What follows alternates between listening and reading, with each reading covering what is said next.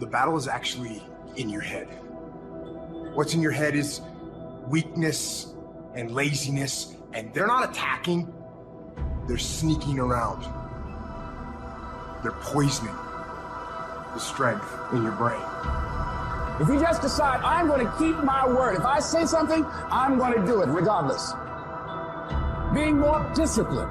Find something that you can look at your life that you say, hey, I know I've got a problem in this area, being late, procrastinating, not taking care of business, being seriously not serious. I need to deal with that.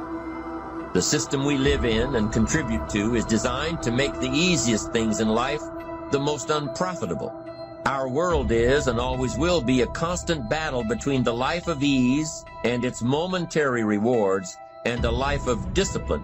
Each has its own price. We will pay one or the other.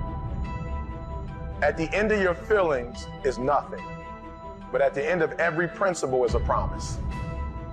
Behind your little feelings, it might not be absolutely nothing at the end of your little feelings, but behind every principle is a promise. And some of you in your life, the reason why you're not at your goal right now, because you just all about your feelings. You all on your feelings. You don't feel like waking up. So who does? Every day you say no to your dreams, you might be pushing your dreams back a whole 6 months, a whole year. That one single day, that one day you didn't get up could have pushed your stuff back I don't know how long. Do not be conformed to this world, but be transformed by the renewing of your minds. Do you have a mind to change? Do you have the mindset to be blessed? You have to decide to be blessed. What has your name on it will not go to anyone else. What belongs to you will not go to another person. The next time that you're feeling weak or you're feeling lazy or you're feeling emotional, tell them you are declaring martial law on your mind and impose what you want on your brain and use that mind control to move your life where you want it to be. People around you change. And you can't, sometimes it's for the better, but sometimes it's not. And it's not bad. It's just that season was over in my life. And so here's the thing. If we try to keep hanging on to something when God is finished with it, there's no point in continuing to try to hang on to something that God's done with, because all it's going to do is keep you from the next great thing that God has for you. I feel real strongly tonight to tell you guys, spring is right around the corner. Don't give up and don't be afraid of change, and don't keep trying to hang on to something that's just not working anymore. Trust God for something better.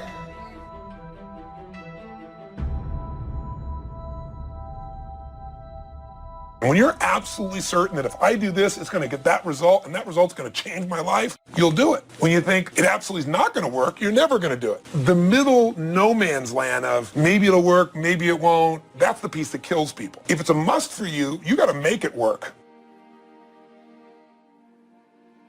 Open people like to live on the periphery of boundaries, and they like to break boundaries between things because interesting things happen when you think a different way, when you think outside of the box, so to speak. That's what open people do. They always think outside of the box, no matter what box you put them in. You know, and sometimes you meet people that are so open that they're completely disorganized. Their thought process is almost completely associational, like a dreamer. They just jump from one thing to another, and they're very interesting to talk to. It's very hard for those people to get their lives together because they're interested in absolutely everything and their attention just flits all over the place. I'm asking you to have some faith, have some courage, believe, drive your doubts into a small corner. Don't let them loose like a mad dog, drive you into a small corner. Don't doubt the future, don't doubt the possibilities, and here's the most important one of all, don't doubt yourself. If I've got miracle working power to change my life, so do you. If I can grow, you can grow. I'm asking you, don't sell yourself short. We got to go backwards to get better. We got to go all the way back to get better. I have to be comfortable in my life to accept that sometimes loss is the way to gain. To know that sometimes the most painful moments are the most purposeful moments. I have to be comfortable in my life to stop comparing myself so much with people who are not meant to be the standard anyway. Now, I don't know what you're facing today, but I know this, everybody in this room is facing something. if it ain't nothing but life? If you don't have nothing to fight but life, if everybody likes you and you're just as beautiful as you can be and as healthy as an Olympian, if you deal with nothing but life, life will try you to the breaking point. You have to decide that you're going to be in control and that you are going to do what you want to do. You are the machine and you can control the machine. Weakness doesn't get a vote. Sadness, no vote. Frustration, no vote. I don't even give my temper a vote. If we have any lack, it is not because we lack money or opportunity or resources. It is because we lack ideas that have taken form from information. If you search, you will find. So that is the way to discover ideas and life-changing information. Search. In order to find, you must search. You must go and engage in conversations with people of substance. You must go looking, go searching. Rarely does a good idea interrupt you.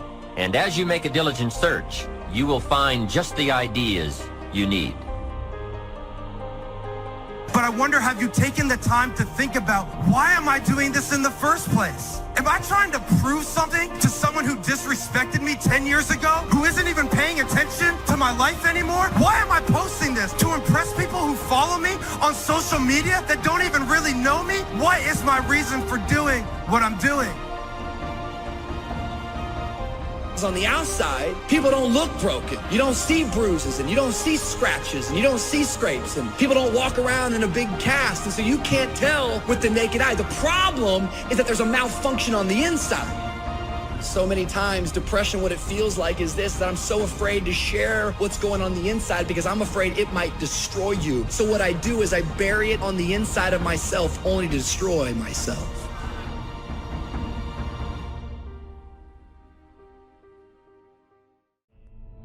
Motivation gets you going. Discipline, commitment, strong habits is what gets things done. Commit once. You don't need to commit more than once. You commit once to the thing that you're going to do, and then you do it every single day. That everyday method is one of the most powerful methods for reconstructing your entire life. You just go, and procrastination dies. So don't wonder how you overcome procrastination. It's easy. All you do to overcome procrastination is go. We all have these tough moments in life. They can make you or they can break you. Come on now, come on, bring it, come on now. I had to replace fearfulness with being fearless and take the initiative to do something else with my life.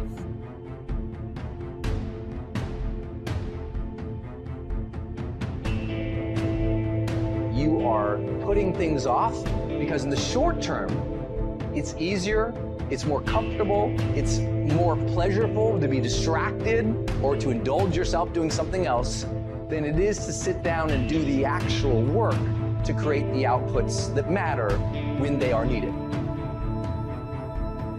And when you need motivation yourself, don't look for someone to scream and yell. Don't look for someone else to give you motivation. Look at yourself and remind yourself why you are doing what you are doing. Remind yourself that this struggle, this temporary pain, this fight that you're in, this is what will make you stronger and faster and smarter and better. We find ourselves announcing our standards to our relatives, our friends, our associates. We shout our beliefs and condemn those who believe any differently, but then we don't walk the talk. Do as I say, not as I do. This is inconsistent. This leads to a loss of credibility among those who watch us. The human mind isn't used merely because we take it for granted. Familiarity breeds contempt. It can do any kind of job we assign to it, but generally speaking, we use it for little jobs instead of big important ones. Decide now, what is it you want? Plant your goal in your mind. It's the most important decision you ever make in your entire life. You just can't turn on passion. You can't just turn on the desire to execute a task. It just doesn't work that way. And honestly, that isn't even what motivate means. To motivate actually means to provide a motive, a reason why. We've got a chance to grow like never before, but I'm telling you, there's going to be many enemies that's going to try to prevent us. Whatever threatens you, I'm asking you to threaten it back. Take care of your responsibility. Somebody wants to destroy your chances for a good future by their negative talk, negative thinking, putting it all down, I'm telling you, walk away if you have to. Walk away. Whatever threatens you, threaten it back. Whatever threatens your opportunity, threaten it back. Now, some of our enemies are on the outside, but here's the most important thing to understand. Some of our enemies are on the inside. You got to do battle with your own indifference. And you've got to learn not only to nourish your values, you've got to learn to do battle with your enemies. You can have what other people can't have. You can go where other people can't go. You can ask what other people can't ask for, because you are not a whosoever. Quit acting like a whosoever. Quit asking like a whosoever. Quit asking like you don't have a right to go in boldly and ask. You are a chosen generation. You are a peculiar people. Say, I'm not a whosoever.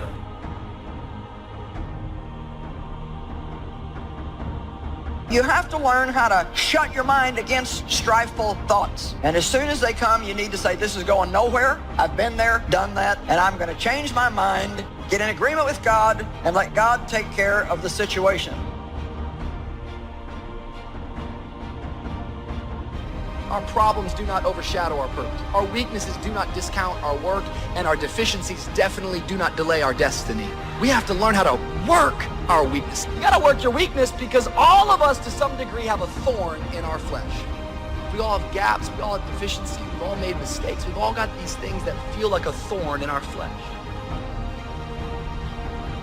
You know what? Some of us are so used to bad that we reject better when it comes.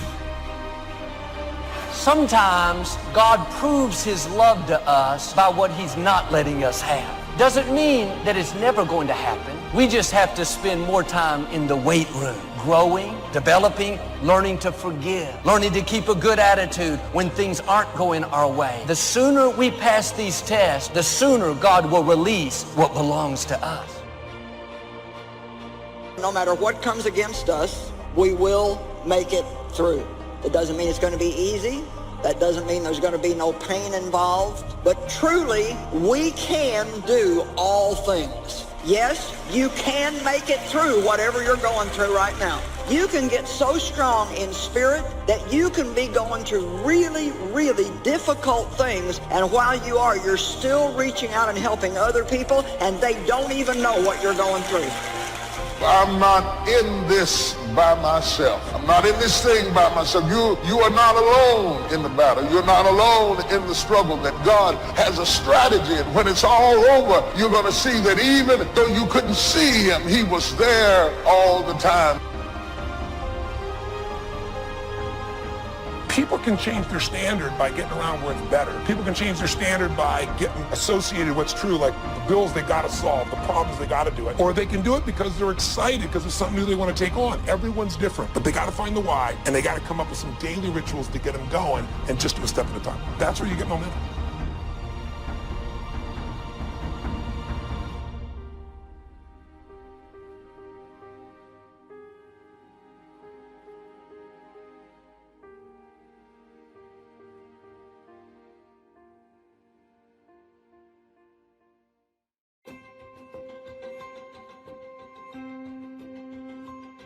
Nothing may be changing on the outside, but something's happening on the inside. I could always hear my daddy's voice. I don't care where I was. I could be on the school bus. I could be in the lunchroom. I could be on the playground. I could be somewhere I shouldn't be. And that's how I talk. I shoot pool. I make you tear up your cards, break your cue stick. Only thing that's going to make you happy, my friend, in this year or any other is to step up. It's to raise the standard. It's to discover what you're capable of and feel that incredible power pushing through whatever's holding you back and get to the other side of more of your true self. That's what this game is all about. So life is real short, so you have all your traveling and of all your sleeping and of all your school. Out of all your entertainment, you've probably been half your life doing nothing, so out of 30 years, I might have about 16 years to be productive, so it's how we can all break individual lives now. You've got to completely divorce yourself from this notion of outcome and become completely obsessed with the idea of sincere pursuit. Now, why sincere pursuit? The reason to tie your sense of self, your self-esteem. Why? Your character is being developed. You're gaining experience, maturity, strength that you'll need to go where God is taking you. Don't complain about the silence. God does His greatest work in isolation. When God is silent, that doesn't mean He's not concerned. Just the opposite. It's a sign that He's closely watching you. God loves you so much that at times He will hide you. He'll cause the door not to open. He'll cause a person to walk away. If you don't understand that it's God hiding you, you'll be frustrated and try to make things happen out of God's timing. You have to pass this test when you're hidden. Here's a key. Don't compare your life to other people's. I can always hear my daddy's voice. My daddy could protect me on the streets of Chicago when he was not even there. You have children. You have grandchildren.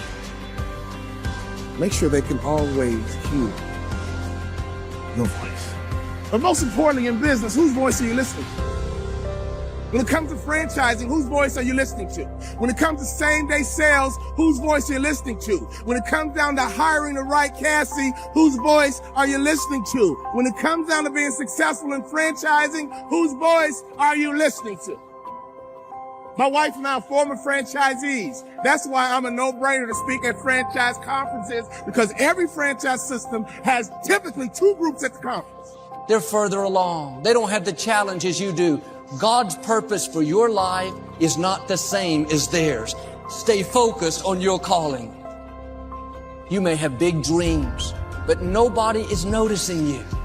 Don't get discouraged. It's because God had you hidden. You are in a time of preparation. God is getting you ready for what He has in store. You will come into a time where God causes you to be seen. Just as God hid you, He will bring you out into the open and cause you to go where you couldn't go on your own. When God brings you out, He will catapult you forward. When you have an expensive piece of jewelry, you put it in a box and hide it. It's valuable, so you keep it hidden. When you're going somewhere special, you bring it out for people to see.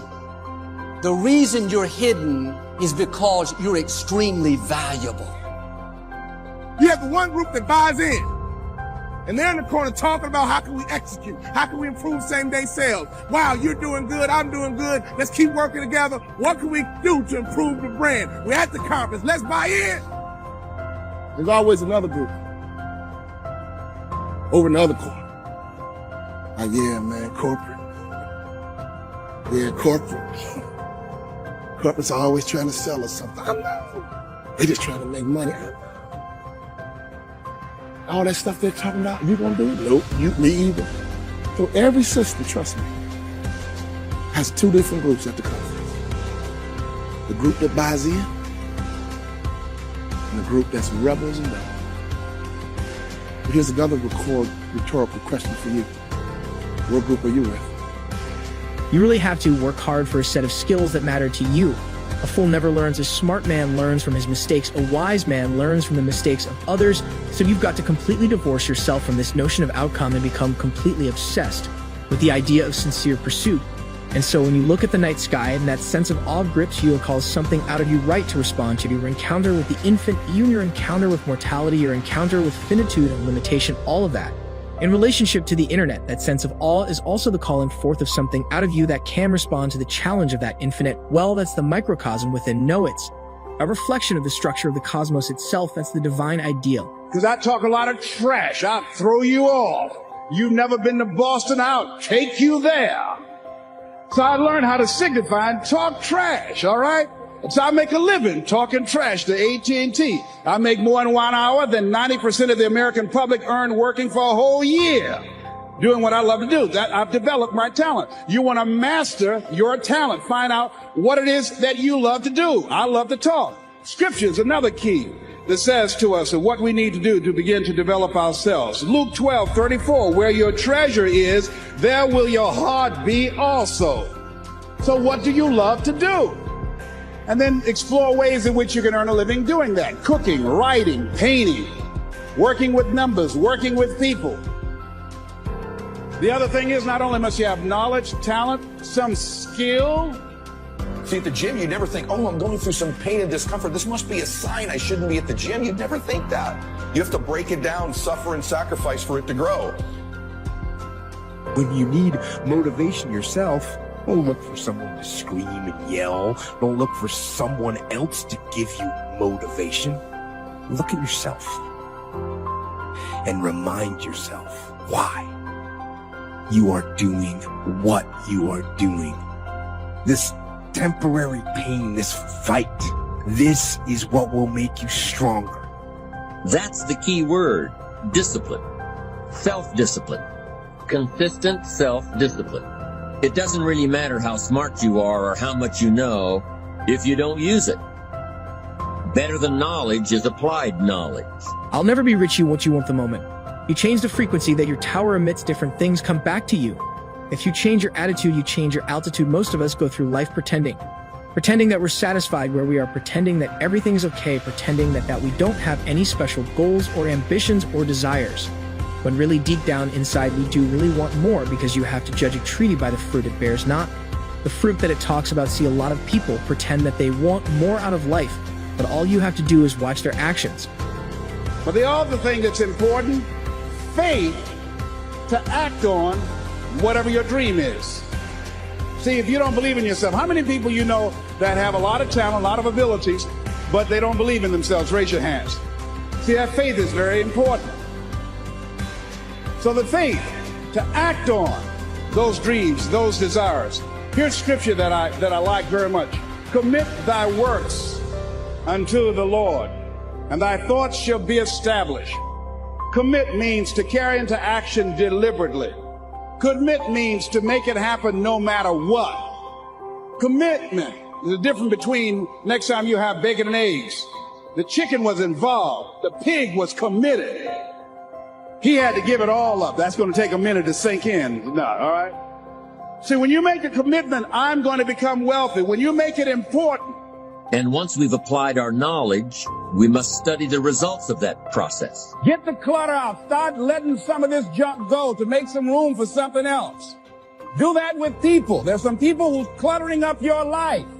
They're just holding and occupying the space that somebody useful, positive could be holding that space. You don't even have time to look to see what else is out there because you all have all of these people surrounding you that's not enabling you to grow. I mean, tonight, you've experienced someone failing.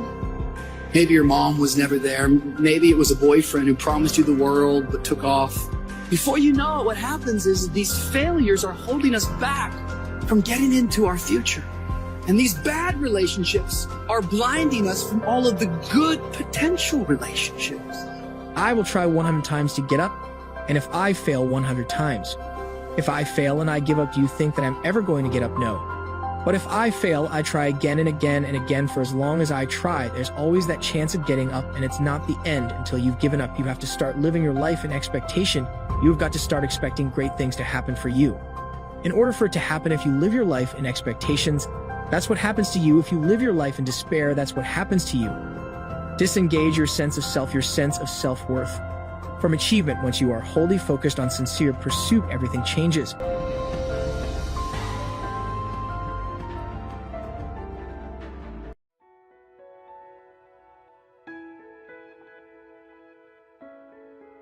I am a champion. I never complain.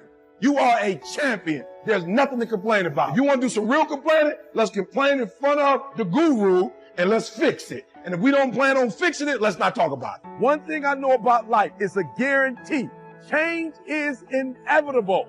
As much as you like to be in your comfort zone, as much as you like to be stable, as much as you like to control your environment, the reality is everything changes.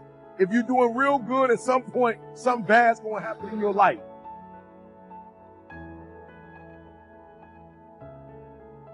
You can win. You should win, and you will win if you just keep coming. You keep getting after it. You keep doing one more. Mistakes are going to happen. Make 1,000,000 mistakes. Just quit wasting your energy making the same mistakes.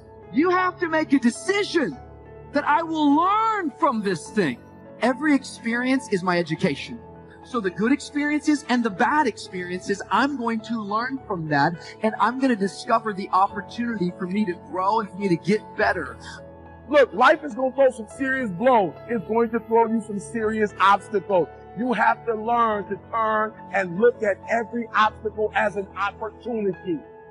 Winners complain. Winners want to hear themselves talk.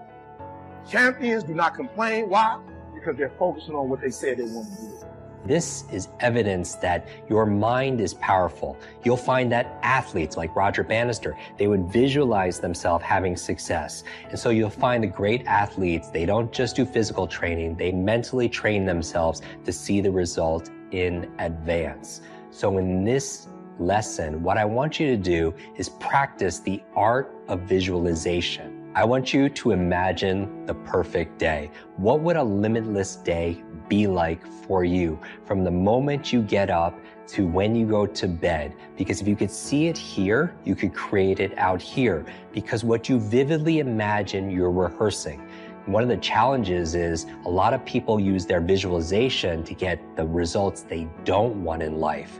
And by visualizing it over and over again, they're actually preparing and rehearsing for failure, visualizing all the things that could go wrong, all the things they're fearing. And then their attention goes there and they're mentally rehearsing failing on stage or failing on that exam or failing when they're going to meet that person on that date, and they're practicing in their mind. Here is your lesson. As you're going through and constructing your limitless day, you're rehearsing that and your attention goes there. Remember that your feelings are the language of your body and that your thoughts are the language of your mind. My goal for you to become limitless is to imagine your perfect day, your perfect moments. I want you to imagine it, visualize it, see it, feel it, believe in it, and then work daily for it. Because the energy you waste on complaining, you can't make it to a national title. Champions are focused on the goal. They don't have time to be doing stuff that's not going to help them toward the goal. So all the little stuff you talking about, all the little social media, all the little going home, all the little cry, listen to me, save that for when you graduate. You'll have plenty of time. You know life is going to happen as long as you believe in you. You got the right mindset. You got the right attitude. We can make it happen. You are a champion. Think like one. I know I will fall down. I know that I will stumble, but I already see myself getting back up. Therefore, I'm never down. I'm either up or getting back up. Stop wasting valuable time, knowing that if we begin to live our lives as if each day were our last, our lives will take on a whole new meaning. You're going to be relentless. You're going to keep coming. You're like a dripping faucet. You're like those waves hitting the rock. Other people are going to get slowed down. Other people are going to take a break. Other people are going to flinch. Other people are going to cool it. Other people are going to believe they've made it. When they get weak, you just keep coming. When they flinch, you blow their doors off. That's how you win in life, is you keep getting after it and keep getting after it until the job gets done. The winners, they stay excited as long as it takes to get the job done. They keep after it until the job gets done.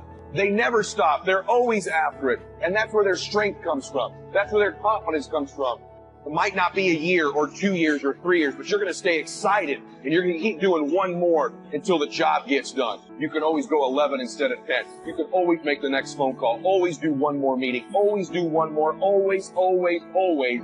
And I promise you, you will knock down that rock that's in between you and your dream and make them come true. The will controls the destiny of man. Your will is the agency of God's kingdom administration.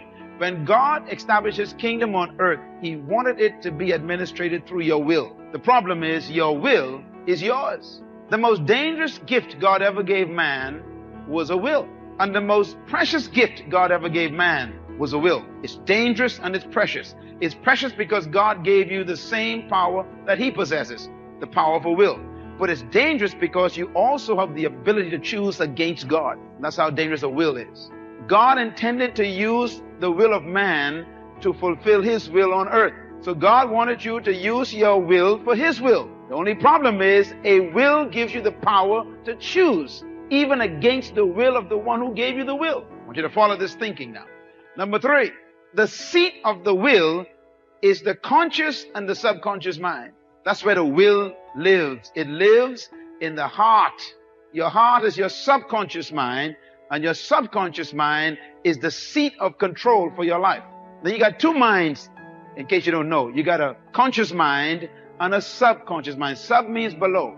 So you got a mind that is always conscious, but then you got a mind beneath that that is not always conscious, but is deeper and more important than your conscious mind. And your conscious mind feeds your subconscious mind information. And the more your conscious mind hears something, it feeds it to the subconscious mind. That is why repetition is dangerous. Repetition constantly goes to your conscious mind. But the more your conscious mind hears something, it begins to deposit it, or can I use the technical term, it downloads it to your subconscious mind. Now, you are safe as long as something is in your conscious mind. You're still safe, because you can forget what's in your conscious mind. But the key is to get it to your subconscious mind. Once it gets there, then you are in trouble. Why? Because the mind is the center of thought, and it holds the key to life. Now, when I use the word mind, another statement to write down, as a man thinketh, so is he. We all know that. But please quote it properly. As a man thinketh where? In his heart. There are two thinkings. There's a think and there's a heart think. Now, the word heart here is a Hebrew word referring to the subconscious mind. That's the one below. Solomon says, you are whatever is in your subconscious mind. Your subconscious mind is your heart. Your subconscious mind is your heart. Your subconscious mind is your heart. Whoever controls your heart controls your life.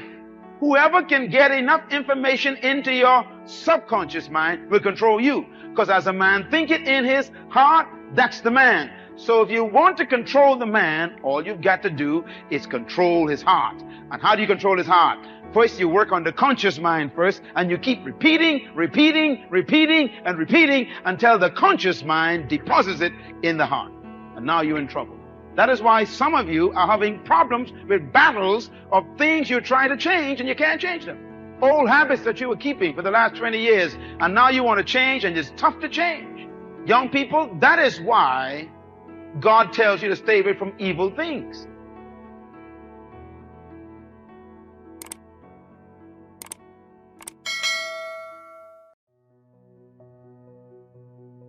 You realize that playing in the NFL was the best thing that never happened because it got me here. So my point is, look, you're going to get your ass kicked. We're going to get the shit kicked out of us. You got to get up. You got to have faith that the one thing you wanted to happen oftentimes is the best thing that never happened. So have faith. Just keep that in mind and keep plugging away. Okay, in between sets, as I'm working out, and as I often do in between sets, I slide into your comment section nice and I read your comments just so we could stay connected, and I always know what's on your mind and I can address it. So somebody just asked me a cool question, said, DJ, you're on top. Where could you possibly go from here? And you always talk about outworking your competition. Who's your competition? It's a great question. Thank you for the compliment, by the way. I'm fortunate enough to be on top, but anytime you reach the top, you always want to make sure that you have the desire to raise the bar and take the brass ring to places it's never been. That's the key with being on top. Just because it's never been done doesn't mean it can't be done. And in terms of competition, great question. Everyone's my competition, but a fundamental key that I've learned over the years is, and I'll share it with you, my number one competition is me. It's always you versus you. You got to be the one to get up every morning, be disciplined, put in the consistent daily hard work, because that gains success. No coach, no trainer, no mentor, no boss can do it. You versus you. I knew I wanted to be something, and it was important to me to be something. It was important to me that I didn't fail. But by the way, and if I did fail, at least what was also important was the lesson. And I didn't realize that until I got older, because when you're in it, you're in the grind, you don't really recognize those things when you're younger, but I could recognize it now and the importance of them now. And just in terms of the drive and the determination, a lot of it was experience too. You get your ass kicked, you get back up, and you put the gloves back on and you swing away. All right, Saturday afternoon, empty gym, the way we like it, tripping over here. It's leg day, which means it's going to be sweaty, painful, and fun. They say that nothing good happens in the 4 a.m. hour. Well, I can guarantee you this. It's 4:45 a.m. It's still dark outside. Look at that. The lights just went out, and I'm getting ready to kill this AM cardio. Train twice. I'll get my cardio in and breakfast, and then I'll go hit the weights. Clanging and banging, we call it. You know, the masters make the hardest things in the world look easiest. And in the moments where you push yourself, when no one else is around, those moments have a tendency to lead to success. Oftentimes when I see kids and they have been labeled, oh, they're punk kids, but there's good in them. And we got to see that potential. And I enjoy that today, seeing the potential in kids just like he did, especially kids who are kind of wayward and have been going through it. I know what it's like. Our most powerful and most important is when we just embrace who we are. It's just believing in yourself and embracing who you were born to be. Whether it's 3 o'clock in the morning, by the way, when we were talking in London, I was getting up at 3 because I had to be on set by 4. So whatever time my call time is, those are directors and our producers, whatever time my call time, so my call time is at 7, then you back your clock up 4 hours, and then that's when I get up and train twice. Just wrap that 4 a.m. cardio. There's no substitute for hard work. I get up super early. Generally, I have this thing where I like beating the sun up, not just in terms of when the sun comes up, I have to get up. How do I do it? It's just important to find balance, and I try and do things really that I really enjoy doing. And a lot of times, you know, it's like in life, right? Life brings like drama, and you got to deal with this person, and they funky relationship here, and all these things. Work 12 hours a day, 14 hours a day, get up at 3 o'clock in the morning. I don't know if there's a golden rule. I can tell you this, that I believe anything is possible, right? I live in the world of possibility. And I also believe that we can accomplish anything with our 2 hands and just putting in the work with our 2 hands. And also, you hear this often, but it's really, really true. You got to find something. If you love what you do and be passionate about what you do and find something that you can be passionate like, it really helps. You know, it gives you that motivation when you wake up in the morning. Consistently being told that whatever it is that you want to do, you've got to get after it. You got to get after it. There's no substitute for hard work. Hard work always pays. You know, those type of mantras over time. And those are your examples of, you know, what it's like to get beat down, what it's like to get, just in terms of the struggle, what it's like to be evicted out of your apartment, what it's like to have your car repossessed and watch your parents go through that I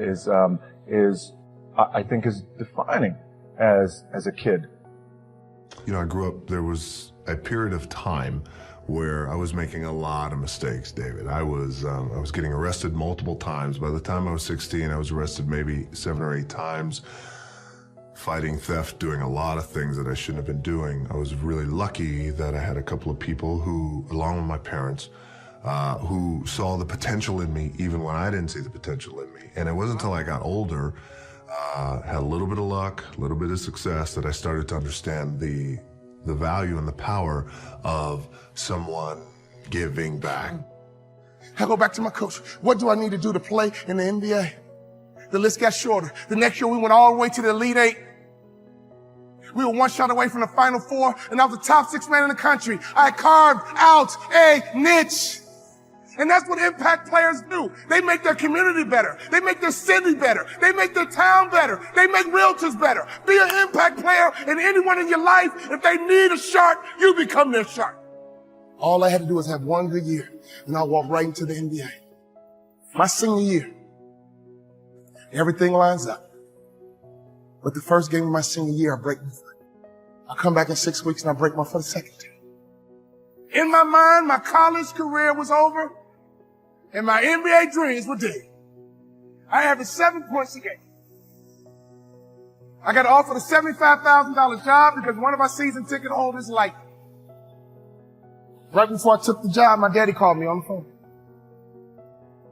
He would always ask the right questions at the right time. He said, "You had a tough year, son. What's next?" I said, "Daddy, I'm going to be a hospital administrator, $75,000 job." He said, "Not bad, son, but can I ask you a question? Do you believe you're an NBA player?" Come on now, Dad. I only average 7 points a game, Dad. We're not like these other black families that just need basketball, Dad. We're educated, Dad. We're not dependent on basketball, Dad. We're balanced, Dad. We're educated, Dad. I got a $75,000 job, Dad. Do you believe, son? He was checking my mindset. He was checking to see, was I thinking like an A student? Or was I falling back into that C mindset? Do you believe you're an NBA player? I said, yeah, Dad, I do. He said, well, go for it, son. But Dad, I never started in college. But. My father said, you told me, son, that you're going to turn that program around, and you did it from the bench, son. You told me you're going to graduate in 4 years, son. The average student graduates in 5. I'm proud of you. But you told me that you're going to play in NBA. And you told me you're going to make more money in business than you did in sports. Do you believe you're an NBA ball player?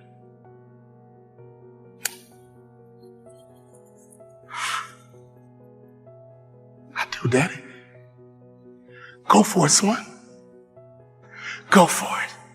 I go back to my coach's office and I said, Coach, what do I need to do to play in the NBA? He teared up. I teared up. He said, I'll be honest with you, son.